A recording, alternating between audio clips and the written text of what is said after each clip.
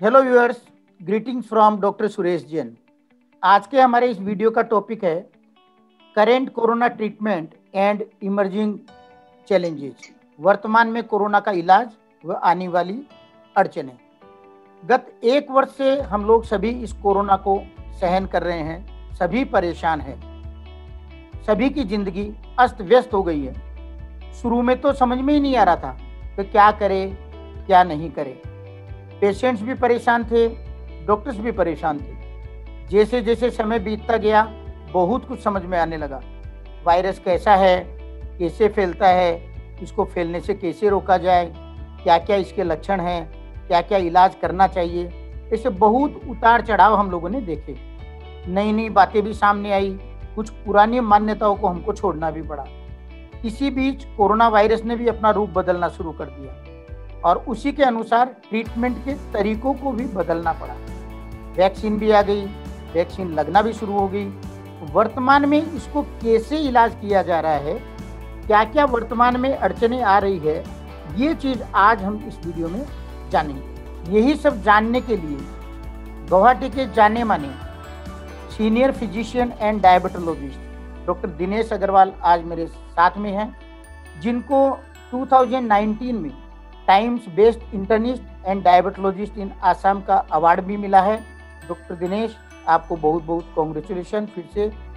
Doctor Dinesh को corona pandemic को शुरू से लेकर के अभी तक सभी तरह की सीवियरिटी के पेशेंट्स को ट्रीटमेंट करने का एक बहुत लंबा और अच्छा अनुभव है। डॉक्टर दिनेश, आपको मेरी इस चैनल पर बहुत बहुत स्वागत है आपका।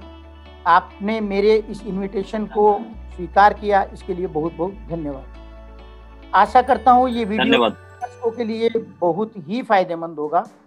Doctor Dinesh, I welcome you again to my channel child care with doctor Suresh Jain, जिसमें मेरा उद्देश्य सिर्फ दर्शकों को चाइल्ड हेल्थ और कोरोना के बारे में विभिन्न टॉपिक्स के बारे में वीडियो बनाकर जानकारी देते रहना है। सभी को मैं रिक्वेस्ट करूंगा, जिन्होंने मेरी चैनल को सब्सक्राइब नहीं किया है वो सब्सक्राइब करिए। तो doctor Dinesh, now let us start today's topic. सबसे पहला क्वेश्चन आपको मेरा यही है कि विगत 1 साल से हम लोग देख रहे हैं कि इस कोरोना ने नए कई रूप बदले हैं, इसके कई वेरिएंट्स भी हमारे सामने आए हैं। तो इस बदलते हुए रूप के साथ क्या आपको ट्रीटमेंट की स्ट्रेटजी भी बदलनी पड़ रही है?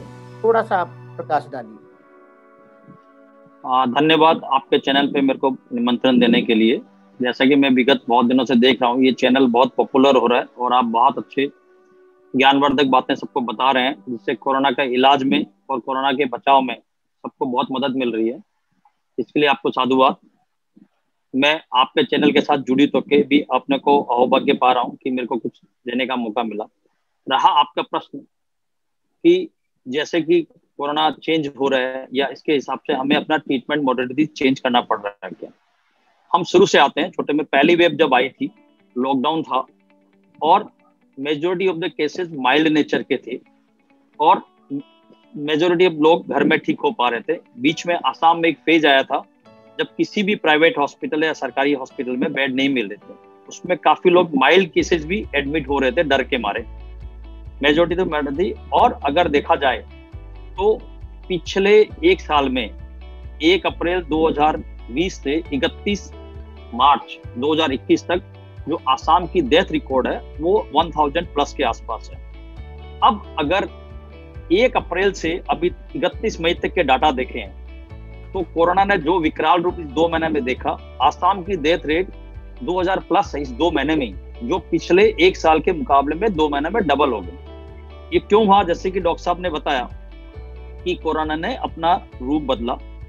हम जैसे गए थे कि वेरिएंट आते गए, अलग अलग वेरिएंट है, इंडियन वेरिएंट्स आए, तो उस हिसाब से जो फर्स्ट वेव में जो दवाइयां देखी गई और परखी गई, सेकेंड वेव में बहुत सी दवाइयां यूज करके फायदा नहीं मिला। तो ये एक्सपीरियंस है, इसका कोई श्योर शॉट इलाज अभी तक मेडिकल फैटर्निटी खोज नहीं पाई है। ये एक्सपर्ट ओपिनियन, अलग अलग देश विदेशों के अलग अलग क्षेत्रों में जिन एक्सपर्टों ने इलाज करके विभिन्न रूपों से इलाज करके जो मिला, उन्होंने अपने एक्सपीरियंस शेयर किए। उस एक्सपीरियंस पे बेस करके Indian council of medical research ने गाइडलाइंस बनाई गवर्नमेंट ऑफ इंडिया ने गाइडलाइंस बनाई और हमारी असम गवर्नमेंट ने भी एक गाइडलाइंस बनाई जो हमें एक गाइड करती है कि आप अपने इन मरीजों को कैसे इलाज करें। उस हिसाब से हम इंडिविजुअलाइज करते हैं। इंडिविजुअलाइज का मतलब है सबके लिए एक इलाज नहीं है। आपका बैकग्राउंड क्या है, आपकी एज क्या है और आपको क्या जरूरत है, आपके लिए क्या इंडिकेटेड है, क्या नॉट इंडिकेटेड है। कुछ दवाइयां कॉमन है जो सब ले रहे हैं, ये देखा गया कि विटामिन सी, जिंक खाते रहें, लेकिन आपको क्या एंटीबायोटिक देनी है या नहीं देनी है, आपको स्टेरॉइड देना है या नहीं देना है, या आपको एंटीवायरल देना है या नहीं देना है, वो हर आदमी का इंडिविजुअलाइजेशन है। सो सजेस्ट यही करूंगा कि अपने आप इलाज न करके आप अपने फैमिली फिजिशियन के टच में जाएं, या जो आपका फैमिली फिजिशियन डॉक्टर है उसके टच में जाएं, उनके सजेशन से अपना ट्रीटमेंट कराएं तो गलतियां कम होगी। और समय रहते अगर आपको हॉस्पिटल जाना पड़े तो आप हॉस्पिटल में पहुंचेंगे।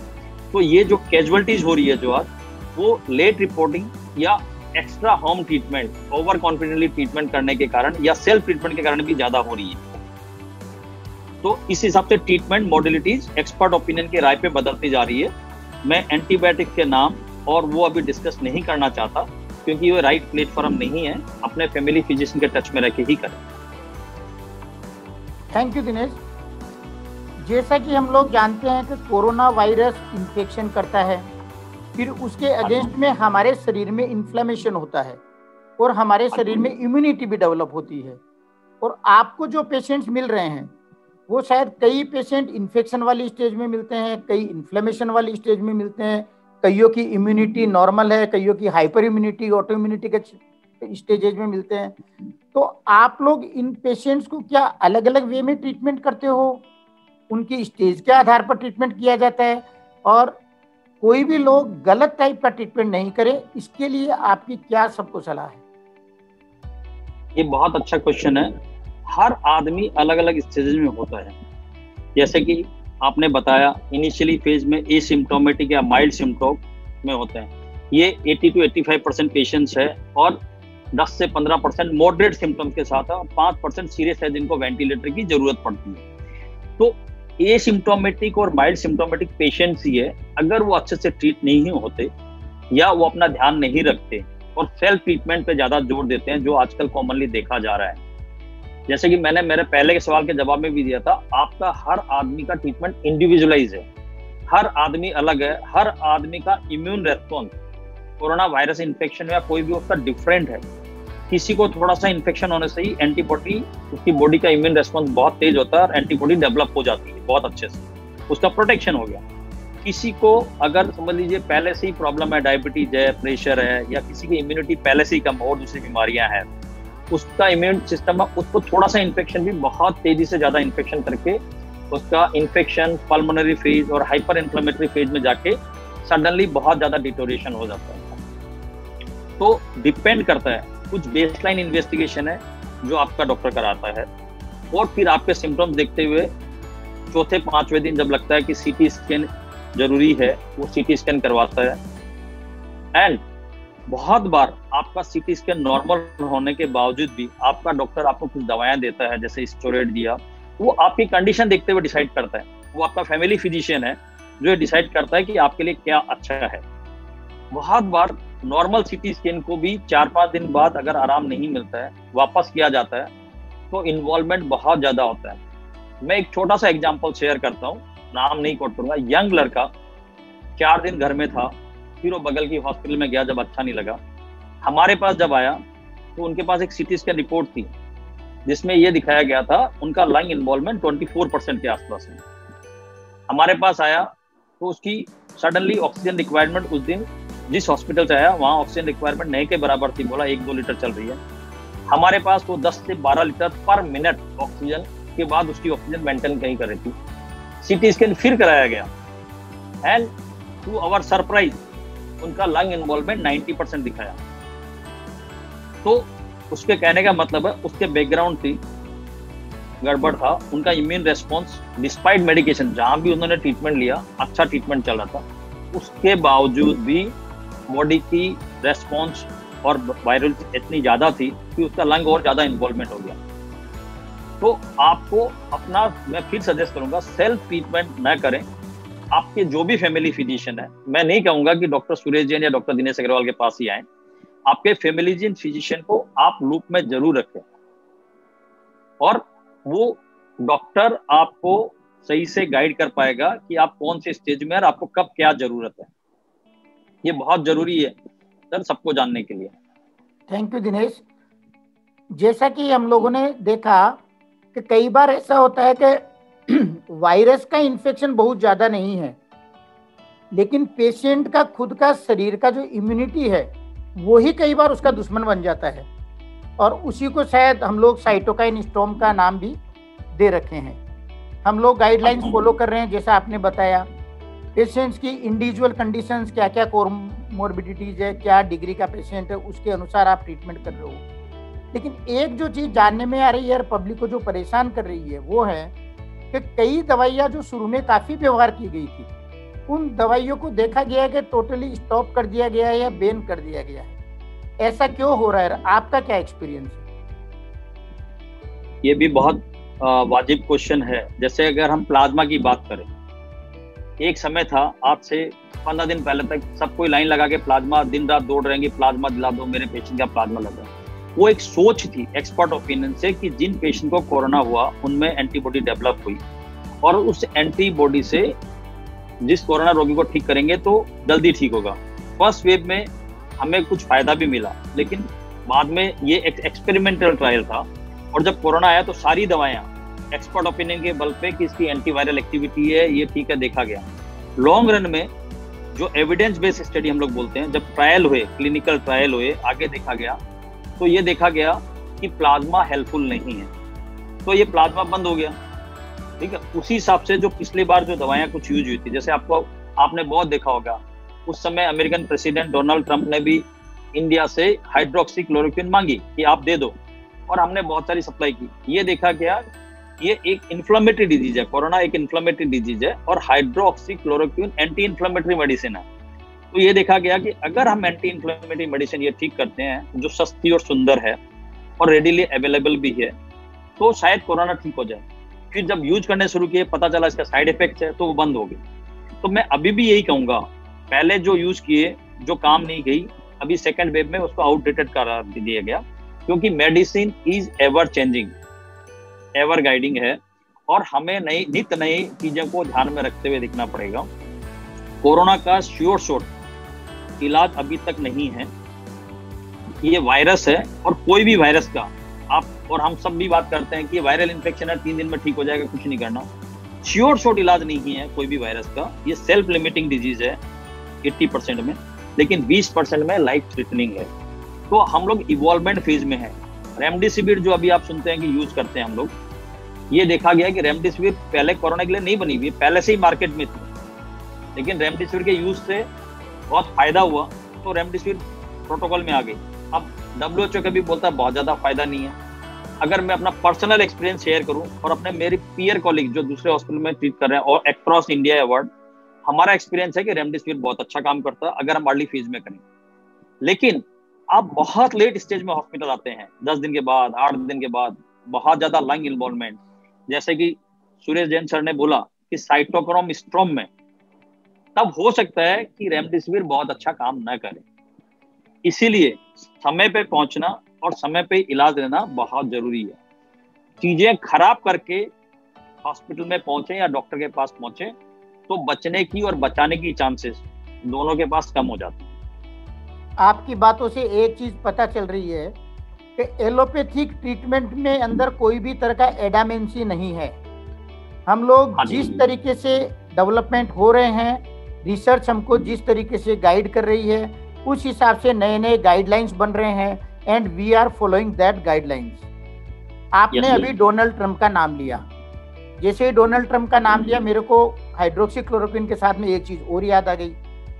डोनाल्ड ट्रंप को जब कोरोना हुआ तो उनको मोनोक्लोनल एंटीबॉडीज कॉकटेल दिया गया, and he recovered very fast. Of course he was having mild disease, and that medicine was given in very early stage also, so probably the viral load was reduced at that time.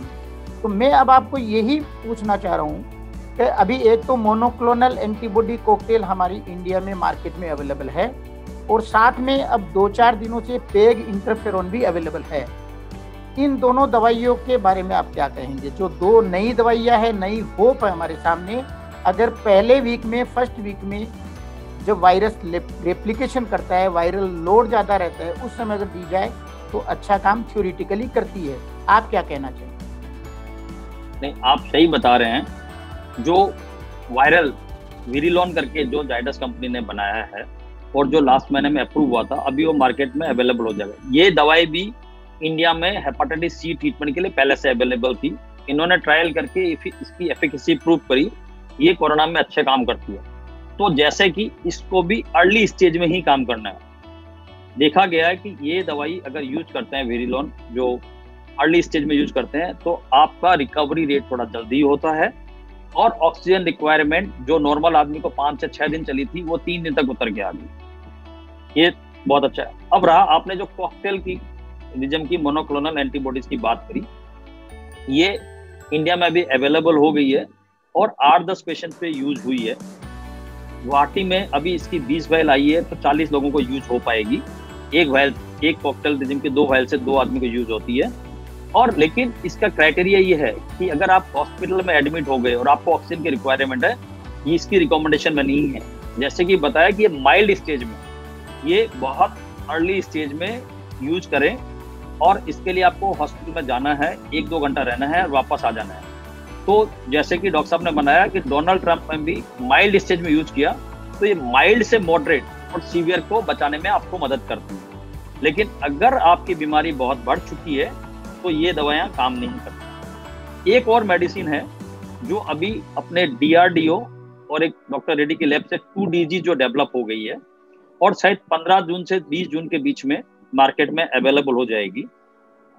वो दवाई के भी study wise अगर देखें तो बहुत अच्छा results है। वो क्या होता है कि वो वायरस जो है, कोरोना वायरस, उसको मिसगाइड करता है, उसको ग्लूकोज के साथ दिखाता है, लेकिन उसको खाना पीना नहीं देता है, तो वायरस थोड़ा जल्दी मर जाता है शरीर में, ये देखा गया है। और उसमें जितने भी पेशेंट्स में हुआ, उसकी रिकवरी जल्दी हुई, ऑक्सीजन रिक्वायरमेंट जल्दी हुई। ये पाउच फॉर्म में मिलती है और इसको मॉडरेट टू सीवियर केसेस में भी यूज कर सकते हैं, बरसदे जो कॉकटेल रिजिम को नहीं यूज कर सकते। तो ये हमारी नई होप है। ये सब ट्रायल में पॉसिबल हुआ है। जैसे जैसे ज्यादा यूज होगा, इसके हमारे पास एक्सपीरियंस मिलेंगे और कितना फायदा होता है क्लिनिकल ट्रायल में हमें पता चलेगा। क्लिनिकल ट्रायल में तो फायदा मिला ही है, प्रैक्टिकल लाइफ में और कितना फायदा मिलता है वो पता चलेगा। हम लोग होपफुल है, हम चाहते हैं कि ये हमारे पास अवेलेबल हो, तो हम हमारे पेशेंट्स पे जल्दी रिकवरी के लिए यूज करें। लेकिन इसमें साथ में नोट ऑफ क्वेश्चन वही रहेगा, जैसे पब्लिक ने स्टेरॉइड को मिस यूज किया, स्टेरॉइड को देना चाहिए था इन्फ्लेमेटरी स्टेज में, खा लिया इन लोगों ने इन्फेक्टिव वाली स्टेज में, वैसे ही इन मेडिसिन को उल्टा नहीं कर दे। ये इन्फेक्टिव स्टेज की दवाई है, इसको इन्फेक्टिव स्टेज में नहीं दे करके कहाँ पर इन्फ्लेमेटरी स्टेज में नहीं पहुंचा दे। तो ये अपन को सबको एक ध्यान रखने की बात है। अच्छा होना चाहिए रिजल्ट। डॉक्टर साहब, ऐसा बहुत बार सुनने को आया है कि कोरोना नेगेटिव हो गया पेशेंट, हॉस्पिटल में एडमिट था, अच्छा हो गया, RT-PCR टेस्ट भी उसका नेगेटिव हो गया, पेशेंट डिस्चार्ज हो गया, घर में आ गया, suddenly he become serious and he die. ऐसा क्यों हो रहा है? ये बहुत अच्छा क्वेश्चन है। इसकी मैं 2 कंटिन्यूटी लेता हूँ। एक तो होता है कि पेशेंट्स जब कोरोना नेगेटिव हुआ, हमारे पास हॉस्पिटल में बहुत से ऐसे पेशेंट्स होते हैं कि जो कोरोना नेगेटिव हो गए 9वें-10वें दिन, लेकिन उनकी लंग कैपेसिटी, उनकी ऑक्सीजन रिक्वायरमेंट 8 से 10 लीटर पर मिनट है। ऊपर में लोग 30 दिन 35 दिन हॉस्पिटल रह के गए। अभी भी हमारे पास कुछ पेशेंट्स हैं जो 40-45 दिन से भर्ती है, लेकिन कोरोना निगेटिव है। अगर हम गवर्नमेंट ऑफ इंडिया, आसाम सरकार और ICMR की डिस्चार्ज पॉलिसी देखें, उसमें क्लियरली लिखा हुआ है कि आप अगर किसी को डिस्चार्ज करते हैं, वो कोरोना निगेटिव होना चाहिए 7वें से 9वें दिन में, वो बिना ऑक्सीजन के 48 घंटे अबव 94% to 95% होना चाहिए, और बिना टैबलेट के लाइक पैरासीटामोल ही हो 48 आवर्स तक बिना फीवर के होना चाहिए। तो ये एक क्राइटेरिया है। खाली निगेटिव होना ही क्राइटेरिया नहीं है, आपका कोरोना ने आपके लंग को, आपके हार्ट को, आपकी किडनी को इन्वॉल्व कर चुकी है। वो जो आपने जैसे साइटोक्रोम स्टोन बताया, इन्फ्लेमेशन मार्कर बताया, वो इन्वॉल्वमेंट हो चुका है। आप खाली कोरोना निगेटिव हुए, दैट मीन्स आपकी इन्फेक्टिविटी कम हो गई, आपसे दूसरों को इन्फेक्शन नहीं जाता। आप अगर कोरोना पॉजिटिव है तो फर्स्ट वेव में ये था कि एक आदमी से 2.5 आदमी इन्फेक्ट हो रहा है। अभी ये डाटा हो रहे हैं कि एक आदमी से नए वेरिएंट से 3 आदमी तक इन्फेक्ट हो रहे हैं। आप दूसरे का इन्फेक्शन करने की कैपेसिटी कम हो गई, लेकिन कोरोना वायरस ने आपके शरीर को जो डैमेज किया वो खत्म नहीं हुआ। वन, अब रहा आपने जैसे बोला पेशेंट डिस्चार्ज हो गया, ये 7वें दिन अगर वो ऑक्सीजन मेंटेन कर रहा है और अंदर आग जली हुई है, लंग में थोड़ा थोड़ा इन्फेक्शन है, यंग आदमी है जिसको हम लोग हैप्पी हाइपोक्सिया बोलते हैं कि आदमी ठीक है, ऑक्सीजन सेचुरेशन 92 93 है, वो डॉक्टर और मेडिकल फ्रेटर्निटी पे प्रेशर डालता है कि मैं ठीक हूँ, आप मेरे को छुट्टी क्यों नहीं करते। घर वाले बोलते हैं खा रहा है, पी रहा है, घूम रहा है, लेकिन उसका ऑक्सीजन सेचुरेशन कम है, 92 91 93 है। लेकिन आपके प्रेशर पे या कभी कभी आप 94 95 दिखाने लग जाते हैं तो वो डिस्चार्ज हो गए, लेकिन वो उनका लंग कंडीशन ठीक नहीं है। और घर जाते ही आपने अपना प्रिकॉशन छोड़ दिया, आप दवाई प्रॉपर्ली नहीं खा रहे। अभी जैसे कि आपने स्टेरॉइड की बात करी, अभी स्टेरॉइड को लेके ऐसा मिसकंसेप्शन है जो एक कॉर्नर स्टोन का ट्रीटमेंट है। आपके डॉक्टर ने लिखा कि आपको स्टेरॉइड खाना है, लेकिन आपने खाना बंद कर दिया। उस चक्कर में आपका बीमारी बढ़ जाती है और आप जैसे बता रहे हैं डॉक्टर साहब कि सडन डेथ जो कार्डियक डेथ है और दूसरे कारण से भी ये कॉमन आ रही है। और अभी जैसे जैसे नए सिम्टम्स मिल रहे हैं, कोरोना ने कोई ऑर्गन को नहीं छोड़ा, lung remains the primary target, but heart myocarditis बहुत कॉमन है, सडन कार्डियक डेथ बहुत कॉमन है, पैरालिसिस, ब्रेन स्ट्रोक, किडनी, सब चीज को। और अभी तो 10 से 15% में स्किन रेसेज भी मिल रही है, डायरिया बहुत कॉमन है। तो हर ऑर्गन को नहीं छोड़ रहा है। कोरोना निगेटिव होने का ये मतलब नहीं है कि आप सब कुछ ठीक है। आप 17 दिन तक आइसोलेशन सरकार ने इसीलिए दिया है कि आप कुछ हो तो आप ठीक ठाक रहें। मतलब आप ये संदेश एकदम क्लियर शब्दों में देना चाहते हो कि अगर कोई पेशेंट का टेस्ट नेगेटिव आ जाए तो उसको अपने ऊपर मॉनिटरिंग करना, अपनी केयर लेना छोड़ना नहीं चाहिए, और अगर उसके कोई भी तरह की कोमोर्बिडिटीज अगर है तो उनको प्रॉपर वे में ट्रीटमेंट करना चाहिए, और उस पेशेंट को डिस्चार्ज हो जाने के बाद में भी फॉलो अप में रहना चाहिए। उसको उस चीज़ को नज़रअंदाज बिल्कुल भी नहीं करना चाहिए। जैसे अभी हम लोग जान रहे हैं कि एक्यूट एकदम स्टेज है वही 14 डेज रहती है, फिर कई पेशेंट्स में देखते हैं कि 3 महीने तक एक सब एक्यूट स्टेज हम लोग बोल सकते हैं, और 3 महीने के बाद में भी एक क्रॉनिक स्टेज अभी सामने में आ रही है। इन दिनों में एक बहुत चर्चा है डॉक्टर साहब, black fungus, white fungus, yellow fungus, और लोगों का एक ब्लेम भी है हम लोगों के ऊपर में कि ये गलत ट्रीटमेंट के लिए हो रहा है। इसमें कितना क्या सच्चाई है और ये है क्या चीज? ब्लैक फंगस एक नाम आया, वो एक्चुअली में मेडिकल टर्म में म्यूकोमाइकोसिस कहा जाता है। ये पहले से ही है, और अभी अगर हम संसार भर में देखें तो ये इंडिया में ज्यादा देखा गया है, और इंडिया गवर्नमेंट और सारे स्टेट गवर्नमेंट मेजोरिटी ने इसको एपिडेमिक डिक्लेयर किया। आसाम में अगर बोले तो डिटेक्टेड केस रिपोर्टेड नहीं के बराबर है, कोई एक केस के लिए बता रहे हैं। वो क्या रहा है, इसके मल्टीपल कारण है, गलत ट्रीटमेंट एज सच नहीं है। लोग घर में, मैं ट्रीटमेंट पे बाद में जाता हूँ, पहले कॉमन चीजें बात करता हूँ। जैसे कि पहले हम लोग रेगुलर अपनी वाटर टैंक सफाई करते थे, कोरोना ने सबको डिस्टर्ब कर दिया। तो ये फंगस पानी में भी होता है, मिट्टी में भी होता है। अगर हमारी हाइजीन अच्छी नहीं है और हमारे टाइम अभाव के कारण और दूसरी व्यस्तता के कारण हम अपनी वाटर टैंक भी बहुत अच्छे से साफ नहीं कर रहे हैं, वो वाटर हम यूज कर रहे हैं, ठीक है। पहली वेव ने हमने किसी ने भी मास्क बहुत अच्छे से शायद नहीं लगाया 90% में। अभी सेकंड वेव जब तेजी से बढ़ी, सबने अपना नाक बंद करने लगा, लेकिन प्रॉपर मास्क डिस्पोजेबल नहीं है सर। एक ही मास्क को जब वो लगा के जाता है बाहर, आगे पीछे हाथ गंदे आपको उसी को दिखता है, घर में आके जहां तहाँ रखते हैं और उसको 15-15 20-20 दिन तक चलाते जाते हैं। तो आप इन्फेक्शन को आपके नाक के पास गंदगी से ले जा रहे हैं, क्योंकि ये फंगस मिट्टी में है, धूल में है, आपके घर में जिस कोने में पड़ा है, तो आप उसको मुंह के पास लेके गए। तीसरा, इस बार प्रोन अवेक पोजीशन एक्सरसाइज सब बहुत ज्यादा कर रहे हैं, सब देखते हैं कि एक्सरसाइज करनी है, तो हम जहां भी एक्सरसाइज कर रहे हैं, क्या हम नीट एंड क्लीन एरिया में कर रहे हैं? क्योंकि गंदगी एक बहुत बड़ा कारण है, और ये ब्लैक फंगस शहर से, अर्बन एरिया से ज्यादा ग्रामीण इलाका में ज्यादा आ रहा है, ये फैक्टर है। हॉस्पिटल्स में अगर ब्लैक फंगस हो रहा है उसके बहुत से कारण है। वाटर टैंक की सफाई नहीं होना, इंडस्ट्रियल ऑक्सीजन, जो ऑक्सीजन की कमी होने के कारण जो डाइवर्ट कर दी गई, वो कैसी ऑक्सीजन है, मेडिकल ऑक्सीजन से क्या डिफरेंस है, वो भी एक पिक्चर में आ रहा है। प्लस ऑक्सीजन हर जगह से, चाहे प्लेन से हो चाहे ट्रेन से हो, ट्रांसपोर्ट कर गई, उन कंटेनर की हालत कैसी थी जब शिफ्ट किया, क्योंकि हर चीज को तो हर आदमी नहीं देख पा रहा, एक ही फोकस चल रहा है, ऑक्सीजन जानी है, तो container comes into the play. फिर ऑक्सीजन में जो ह्यूमिडिफायर है उसका पानी कितना चेंज हो रहा है, कितना नहीं हो रहा है, ये। फिर जो स्टेरॉइड की बात आती है, अनकंट्रोल्ड डायबिटीज और स्टेरॉइड डायबिटीज को बढ़ाएगा, लेकिन अगर आप सेल्फ स्टेरॉइड ले रहे हैं घर में, जो मेजोरिटी लोग कर भी रहे हैं बचाने के लिए, और बहुत लोग उल्टा भी कर रहे हैं, आपका डॉक्टर आपको स्टेरॉइड प्रेस्क्राइब कर रहा है लेकिन आप नहीं ले रहे, तो स्टेरॉइड यूज के कारण भी लोग बोल रहे हैं, ब्लेम कर रहे हैं कि स्टेरॉइड यूज के कारण भी मतलब आपका ब्लैक फंगस आ रहा है।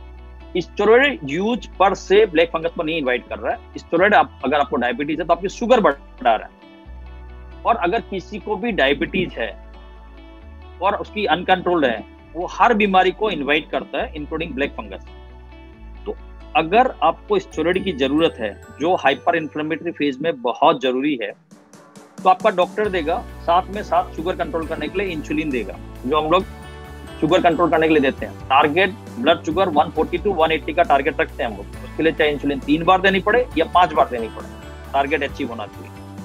लेकिन स्टेरॉइड आपकी लाइफ सेविंग दवाई है, आपको अंडर सुपरविजन खाना है। स्टेरॉइड से ब्लैक फंगस नहीं हो रहा है, स्टेरॉइड से शुगर बढ़ रही है, वो शुगर में हेल्प इन जर्मिनेटिंग, लेकिन खाली यही कारण नहीं है। साफ सफाई, प्रॉपर मास्क, वाटर क्लीनिंग और हाइजीन बहुत बड़ा फैक्टर है, इस सबका कॉम्बिनेशन है सर। मतलब आप कहना चाह रहे हो तो ब्लैक फंगस के बारे में पेशेंट हर तरह की हाइजीन मेंटेन करे, और वो जो भी मेडिसिन ले रहा है, जो भी ट्रीटमेंट ले रहा है, वो अपने डॉक्टर के गाइडेंस में ही ले, तो ब्लैक फंगस वाली बीमारी से आसानी से बचा जा सकता है।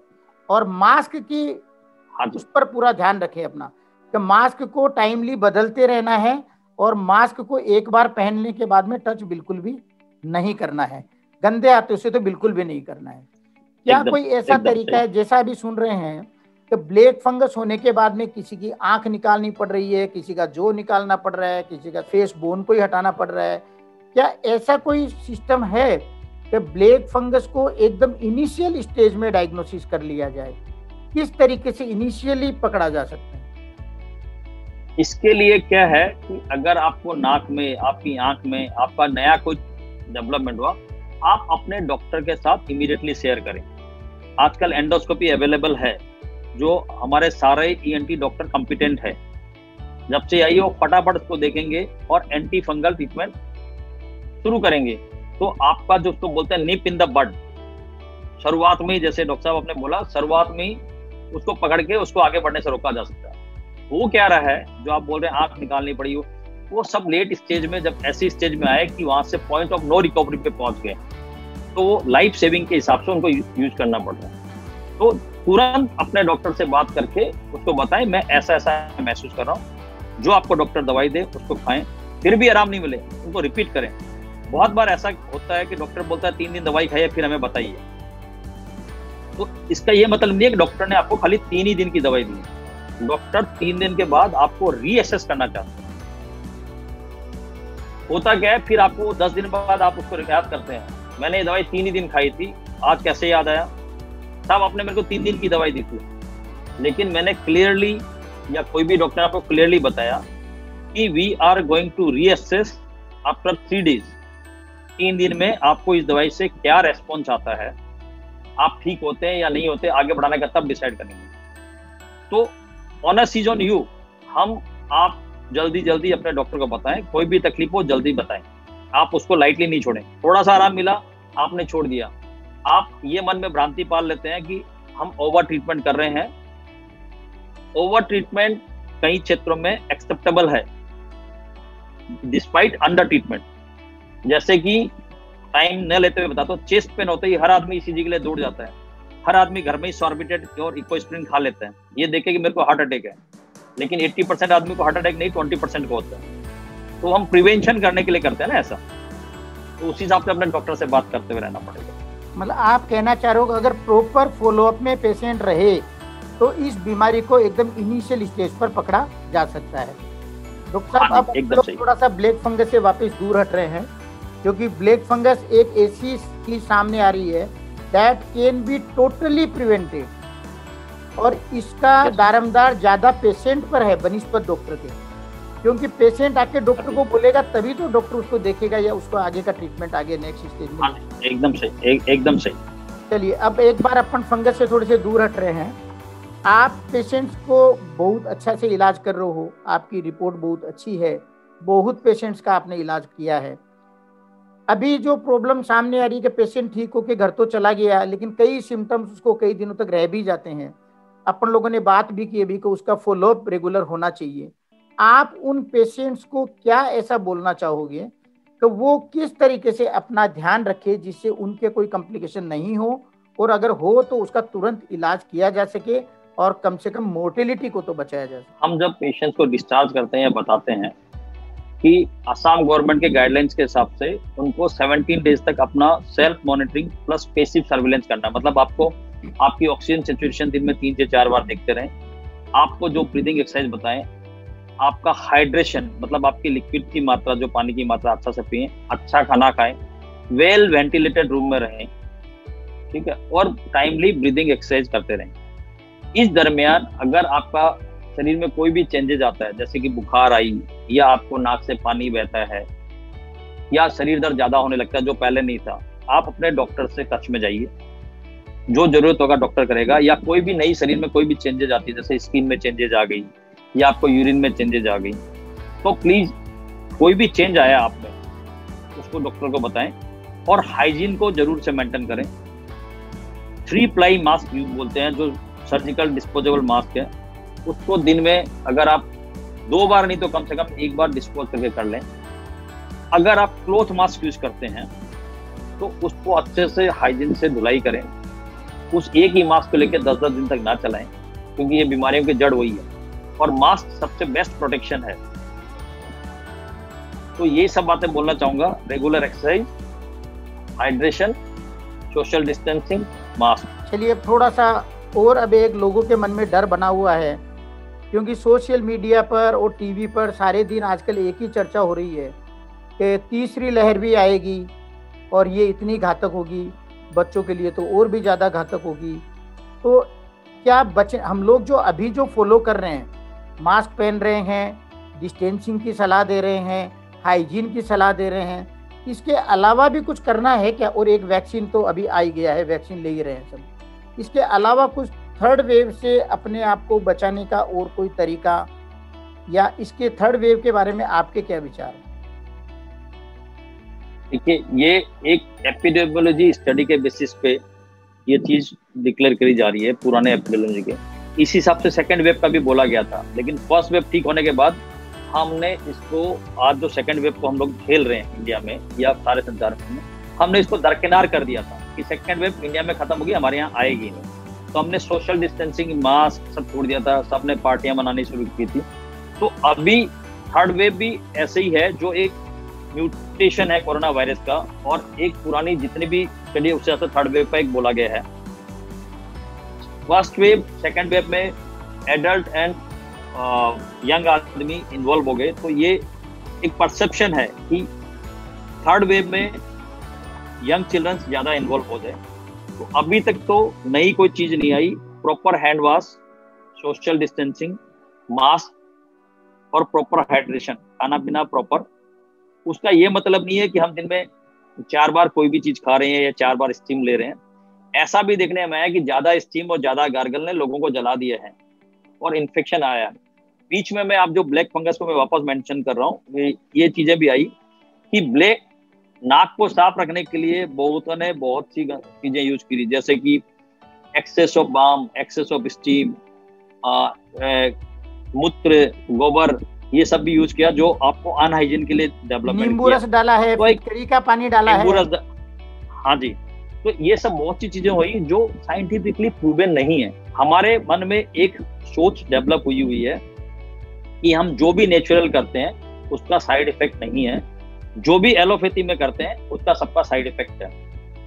ठीक है, मेरा कहना ये है कि साइड इफेक्ट क्या है, undesired effect are known as side effect. मैं एक समय नहीं लेते हुए एक एग्जांपल देना चाहता हूँ। हम लोगों ने फैमिली पार्टी, सर आप और हम एक फैमिली पार्टी के लिए डिनर पे गए बाहर होटल में, किसी को कोई प्रॉब्लम नहीं, हम तृप्त होकर आ गए, वो इफेक्ट है। लेकिन उसमें से किसी को लूज मोशन हुआ या किसी को वॉमिटिंग हुई या पेट दर्द हुआ, वो साइड इफेक्ट है। तो आप और हम क्या करेंगे, हम होटल में खाना खाने तो जाना नहीं छोड़ेंगे। किसी होटल में अगर बार बार जाने से हर बार किसी को तकलीफ होती है तो वो उसका हम सोचेंगे इससे साइड इफेक्ट ज्यादा है। तो undesired effect are known as side effect. Effect होने से साइड इफेक्ट होना तय है। हमें एडवांटेज डिसएडवांटेज देखना होता है कि किसका कितना एडवांटेज है, ज्यादा एडवांटेज को हमको यूज करना होता है। तो इसी हिसाब से सब देखते हुए चलना पड़ेगा। डॉक्टर साहब बहुत बहुत धन्यवाद। थर्ड वेव के बारे में एक बात थोड़ी सी मैं जरूर बोलना चाहूँगा कि चाहे ये फर्स्ट वेव हो, चाहे थर्ड वेव हो, चाहे फिफ्थ वेव हो और चाहे 10th वेव हो, कोरोना वायरस तो आपके नाक में जो घुसेगा वो उसको मास्क को पार करके ही जाना पड़ेगा। अगर आप मास्क अच्छा से पहनते हो तो आपको उसका वो कौन सा वाला वेरिएंट है और कौन सी वेव चल रही है इस पर आपको ध्यान ही नहीं देना है। आप अपने आप को बचा करके रखिए, आप दूसरों की बातों में नहीं आइए तो ही ज़्यादा अच्छा होगा। डॉक्टर साहब बहुत ही अच्छा रहा आपके साथ में आज का सेशन, सभी दर्शकों को शायद बहुत लाभ होगा। मैं थोड़ा सा नट सेल के अंदर में 2-3 बातें बता देता हूँ कि हम लोग को प्रिवेंशन के लिए मास्क पहनना ही है, सोशल डिस्टेंसिंग का पालन करना है और हर तरह की हाइजीन को मेंटेन करके रखना है। वैक्सीनेशन अभी चल रहा है, इंडिया में पुरजोर चल रहा है। सबको जब भी टर्न आए, अपना टर्न आने पर वैक्सीन जरूर लेना है। वैक्सीन आपको बहुत फायदा कराएगी और अल्टीमेटली अगर कोरोना पेंडेमिक खत्म होगा तो ये इस वैक्सीनेशन की बदौलत ही होगा। आपको अपने शरीर की इम्यूनिटी को बढ़ा करके रखना है, जिससे बाई चांस अगर आपको कोरोना वायरस आपके शरीर में घुस भी जाए तो आपकी इम्यूनिटी उसके साथ में लड़ सके और आपको बीमारी सीरियस नहीं हो। अगर आप बीमार हो जाते हैं तो सबसे पहला आपका ड्यूटी है आप आइसोलेशन में जाइए, अपने घर वालों को बचाइए, अपनी मॉनिटरिंग करिए प्रॉपर वे में और अपने एक अच्छे डॉक्टर के साथ में संबंध जिनके साथ में भी आपके हैं उनसे आप प्रॉपर वे में ट्रीटमेंट लेने की कोशिश करिए और करिए। भूल से भी सेल्फ ट्रीटमेंट करने की कोशिश नहीं करना है। अभी ये पेंडेमिक के साथ में इन्फोडेमिक भी चल रहा है, चारों तरफ से इंफॉर्मेशन आ रहे हैं। व्हाट्सएप यूनिवर्सिटी चली हुई है, फेसबुक यूनिवर्सिटी चली हुई है, लोगों के पास में ऐसे बड़े बड़े मैसेज आ रहे हैं मेडिसिन के और उनसे अपना इलाज करने की कोशिश कर रहे हैं और वही सबसे बड़ा एक घातक चीज है। और फाइनली आपको टेस्ट तो करना ही है, अपनी बीमारी हो तो टेस्ट करना है। बीमारी ठीक हुई कि नहीं हुई इसके लिए न तो आपको रैपिड एंटीजन टेस्ट चाहिए न RT-PCR टेस्ट चाहिए। हम लोग सभी जानते हैं कि ये कोरोना वायरस शरीर में करीब करीब 8-9-10 दिन रहता है, उसके बाद में वो डेड हो जाता है। लेकिन RT-PCR टेस्ट उस डेड वायरस को भी पकड़ सकता है और it may give you false positive report in fact. तो फॉल्स आपके बीमारी नहीं है, आपके खाली डेड वायरस है नाक में, लेकिन वो आपका टेस्ट पॉजिटिव कर देंगे और आपकी चिंता को बढ़ा देंगे। आप जब भी डिस्चार्ज होकर के जाओ या अगर माइल्ड या मॉडरेट रोगी हो, आप जब भी आइसोलेशन से निकल जाओ तो आपको अपने डॉक्टर के साथ पूरा फॉलोअप में रहना है और वो आपको जैसी भी सलाह दें वैसी आपको मानते रहना है। हम इस दूसरी वेव को भी पार कर लेंगे और भगवान चाहे तीसरी वेव नहीं आए और अगर आती भी है तो हम लोग उसको पुरजोर उसको फाइट करेंगे और अपनी मास्क डिस्टेंसिंग और हाइजीन को मेंटेन करके रखिए तो अपन लोग कोई सी भी वेव हो टेंशन लेने की कोई ज़रूरत नहीं। डॉक्टर दिनेश आपको बहुत बहुत धन्यवाद। आज का सेशन धन्यवाद सर, बोलूँगा बहुत ही अच्छा हुआ है, सभी लोगों को बहुत बहुत लाभ मिलना है। Thank you very much. धन्यवाद सर।